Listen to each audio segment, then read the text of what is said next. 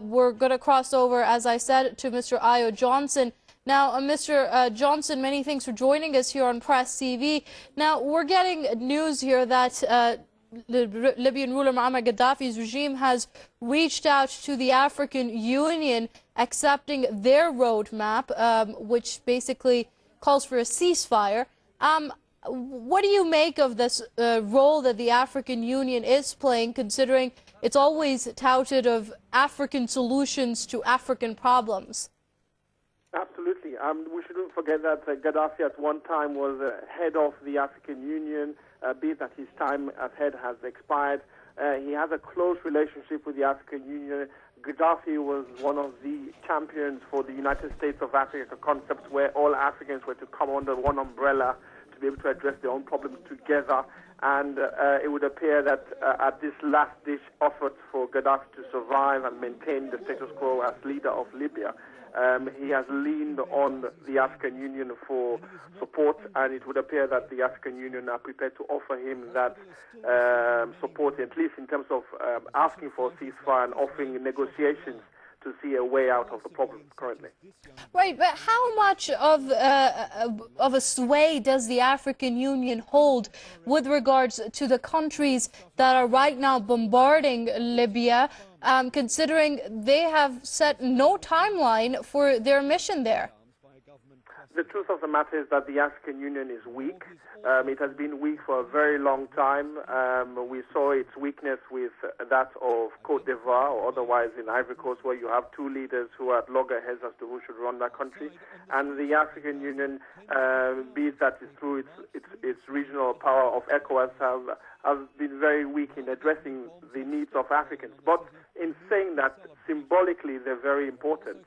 But in this particular equation, I'm afraid the African Union will be playing second fiddle to the UN and playing second fiddle to the coalition in terms of wanting to ask for a ceasefire, because they're unlikely to listen to what the African Union is saying. But nonetheless, it's a credible call, and they are an organization, modeled, an institution which is respected. And if they keep on shouting and knocking on the doors loud enough and continually so, they will get away with that, and they will have a listen. But it remains to be seen whether the coalition would listen to their call for a ceasefire.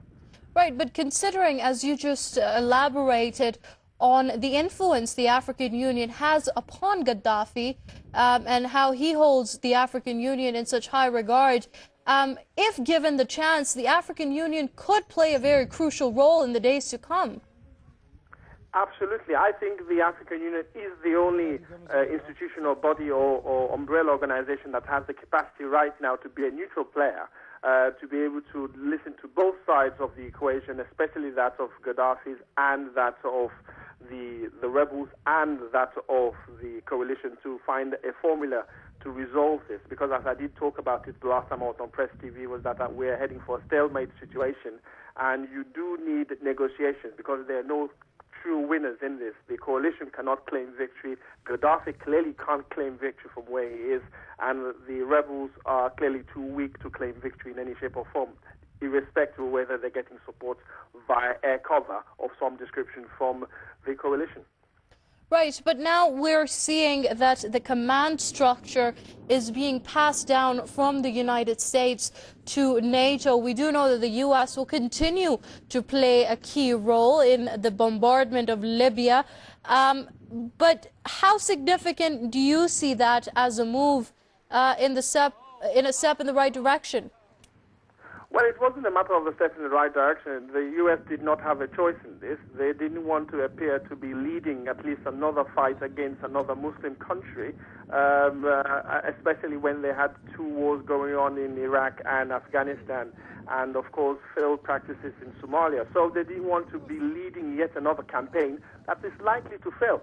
So they would ideally want to take a back seat, and rightfully so, and it would appear that NATO, especially with the French, who have been very, very eager, would take a lead in this. And I think this is a position that the United States finds itself not wanting to be perceived as taking a lead as they've done previously, and not been very successful at that.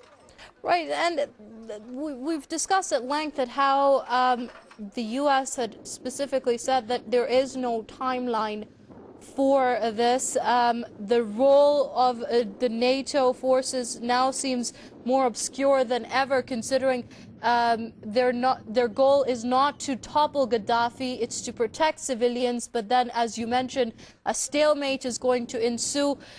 Considering this long-term role, how effective do you think the African Union's proposition of a ceasefire can be and will be adhered to?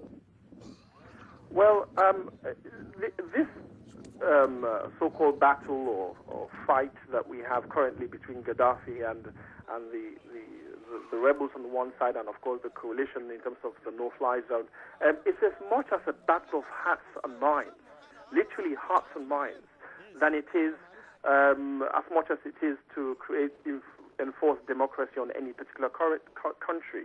So I think the coalition and all those relevant stakeholders have to ensure that they influence individuals, they keep on their side the international community. And that's a very difficult order, especially when you're continually bombing a particular country, be it for whatever reasons. And for this particular reason is trying to degrade Gaddafi's military machine to an extent that, one, they can have the no-fly zone being operated with impunity, and of course more so giving the rebels the opportunity to be able to galvanize and attack Gaddafi. But I think this is very much a battle of hearts and minds. How do you ensure that you keep the international consensus on your side? And every day that there's continual bombing, it makes it that much more difficult for the coalition to be able to maintain the status quo, especially when it's going to be costing a lot of money to maintain those planes in the air, to maintain those bombs being thrown on in Libya. And very much so, it's also difficult for NATO to be able to match man for man, plane for plane, bomb by bomb, in terms of what the United States have been able to do over the last couple of days, because the United States has an overwhelming show of power in terms of their military machine, and it remains to be seen whether NATO can match that and if they're able to maintain that over the long term. Indeed. Now, going back to the African Union, also the AU has called for a transition period in Libya that would lead to democratic elections, but there's no direct call for Gaddafi to step down. How do you see that? Well, don't forget, Gaddafi is still the sovereign leader of Libya, be it that he finds himself in a lot of difficulty currently, which is why the UN resolutions makes it absolutely clear that it's not about regime change. It's about how the international community sees that Gaddafi cannot attack his own people, as it's been described otherwise, cannot take the fight to the rebels as it otherwise been determined, and very much how they can maintain some relevant level of peace. The problem is, you go into these actions, you take on the UN resolution, and you predetermine it and explain it and find a definition based on what you feel it is.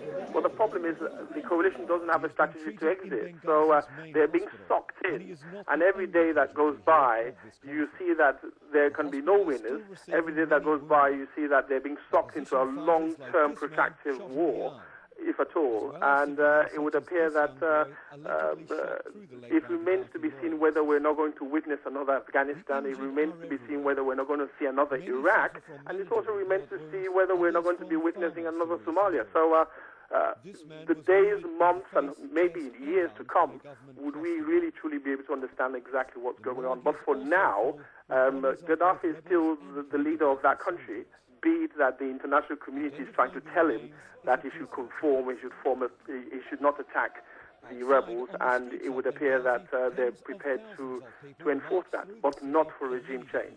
The UN has not authorized that. If Gaddafi were to be hit by a bomb, hypothetically, that can be classified as murder. So on internationally, you could have lawyers fighting that for many years to come. So the coalition is very, very careful to ensure that they follow what the UN has declared, and that is definitely not regime change. Right, so that was Director of Viewpoint Africa, Ayo Johnson, speaking to us from London on Libya.